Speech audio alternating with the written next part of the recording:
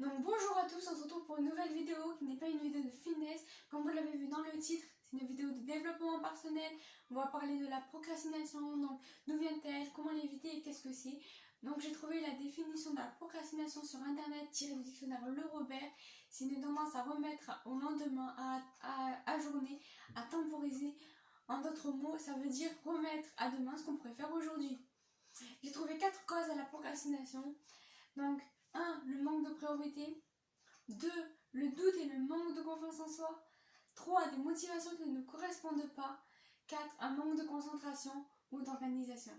Donc nous allons analyser ces 4 causes, trouver 4 solutions pour chaque cause. Nous allons apprendre à les comprendre ensemble et voilà. Donc tout d'abord, c'est tout à fait normal de remettre au lendemain, c'est humain, tout le monde le fait. Des fois ça arrive qu'on ne soit pas motivé, qu'on n'ait pas envie, qu'on soit un peu fatigué. Et donc c'est normal qu'on procrastine. Et il suffit juste de ne pas culpabiliser, dès le lendemain refaire ce qu'on devait faire. Voilà, mais c'est facile de le faire vraiment. Voilà, pour pouvoir avancer. Donc on va parler du premier point qui est le manque de priorité. Donc, par exemple, vous avez un devoir à rendre pour demain, mais aujourd'hui vous avez prévu une sortie entre amis. Vous vous dites, je ferai mon devoir demain matin. Et comme ça ira. Sauf que demain matin, et bien qu'est-ce qu'il y a? Il y a une imprévue, je sais pas, il y a votre réveil qui n'a pas sonné ou je ne sais pas quoi. Hein. Et après vous arrivez en cours, vous n'avez pas fait votre devoir, vous tapez une mauvaise note. Et après le soir vous culpabilisez. Alors que si vous avez fait votre devoir, que le lendemain vous avez une bonne note, le soir vous rentrez fier de vous et vous faites ça avec une sortie entre amis le surlendemain ou la semaine prochaine par exemple. Et vous serez mieux parce qu'en plus vous aurez été plus serein et vous serez plus fier de vous et vous pourrez plus profiter de votre sortie entre amis sans vraiment vous stresser pour ce devoir au final. Ensuite, alors pour cela, il est important aussi de noter ce que l'on veut vraiment, nos rêves, nos projets, nos objectifs. Et pour chaque projet, chaque rêve, se définir des objectifs pour les atteindre. Et noter les priorités. Je mets la priorité sur quoi? Sur le sport, sur la santé, sur le scolaire. Même s'il faut savoir que la santé, c'est le plus important. Voilà, vous notez les priorités. C'est très important. Ensuite, fixez un temps pour chaque tâche. Par exemple, vous avez un rapport de stage à rendre dans 2 semaines, un clip à faire dans 1 semaine. Vous mettez pour le clip 1 semaine à faire pour dans 1 semaine. Et le rapport de stage séparé. Et comme ça, vous savez qu'à cette date-là, vous devez l'avoir fini. Et qu'il n'y a pas d'autres solutions, d'autres excuses, en fait, en quelque sorte, à se trouver. Pareil, se mettre des alarmes sur son emploi du temps. Par exemple, il y a Google Agenda qui le permet. Même, je crois que sur les téléphones, il y a des applications exprès pour les emplois du temps. On peut mettre des alarmes. Par exemple, on se dit à 15h, je fais mon rapport de stage, à 17h, mon sport, à 18h, ma vidéo. Et quand ça sonne l'alarme, on le fait. On ne se trouve pas d'excuses, voilà. On se dit, ok, je l'ai noté, je le fais.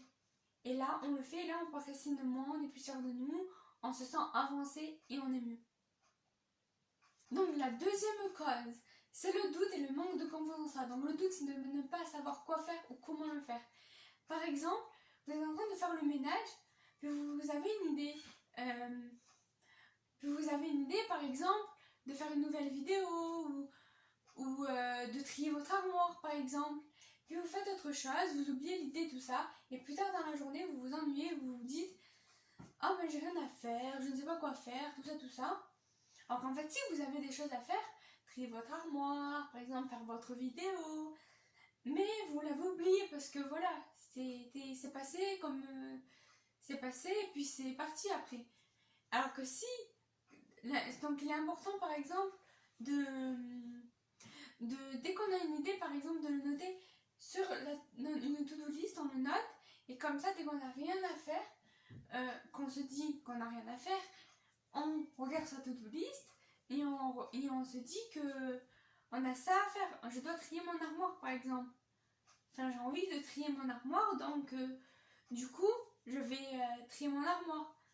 Mais aussi, des fois, par exemple, on sait quoi faire. Je vais trier mon armoire, mais on ne sait pas comment le faire, donc on ne le fait pas au final, parce qu'on ne sait pas par où commencer, comment le faire, comment s'y prendre, tout ça.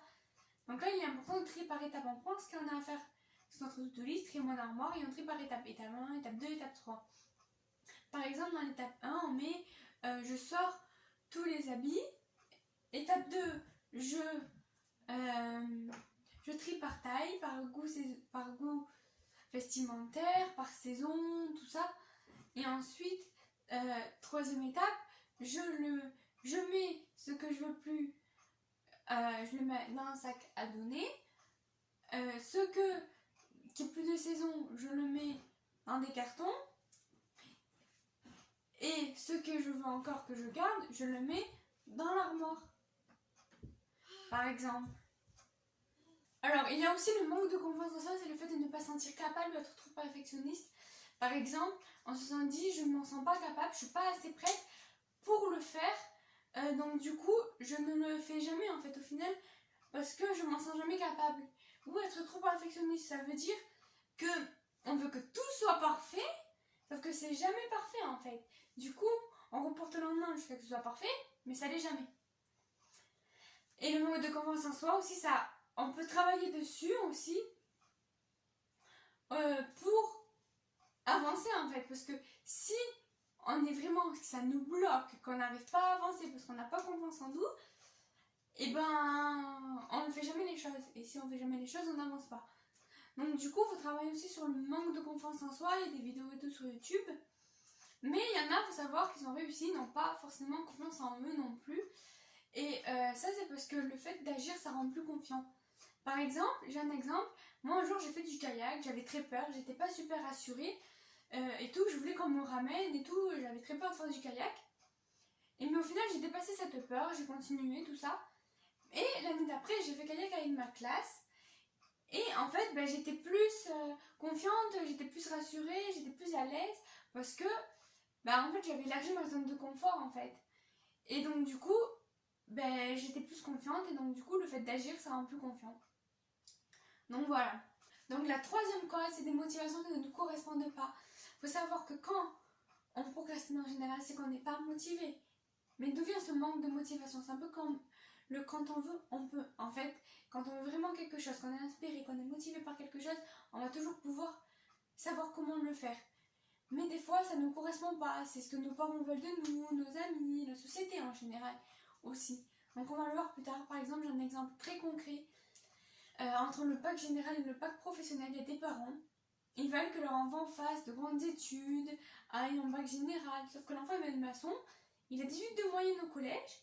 Il arrive en bac général, il tombe à 13 de moyenne parce qu'il voulait pas, c'est pas du tout ce qu'il voulait faire. Donc il procrastinait en quelque sorte. Il n'était pas super motivé, il voulait pas sur le faire. Et forcément, quand on fait quelque chose, on n'est pas motivé pour quelque chose parce que ça ne nous correspond pas logiquement, forcément qu'on ne va pas réussir, forcément. Alors que si dans un bac professionnel, il pourrait avoir 19 de moyenne parce que ça l'intéressait, il y arriverait, il pourrait faire un métier qui lui plaît. Et c'est le plus important. Aussi, il y a une deuxième raison du manque de motivation, c'est le fait de suivre des mauvaises motivations. Celle d'une amie en fait. Par exemple, toi tu rêves d'être toute balèze, ta meilleure amie rêve d'être gymnaste. Et elle te dit, oh tu devrais te mettre à la gym, ça serait vraiment bien pour toi. Et toi tu fais, ah bah oui, ça serait vraiment bien pour moi. Et tout, t'es motivé parce que t'as un peu motivé, un peu poussé en quelque sorte. Et toi donc tu crois que t'es motivé et tout, mais t'y arrives pas en gym. Et tu te dis, mais comment ça se fait que j'y arrive pas, il y a un problème et tout. Mais en fait non, c'est que t'es pas vraiment motivé pour ça.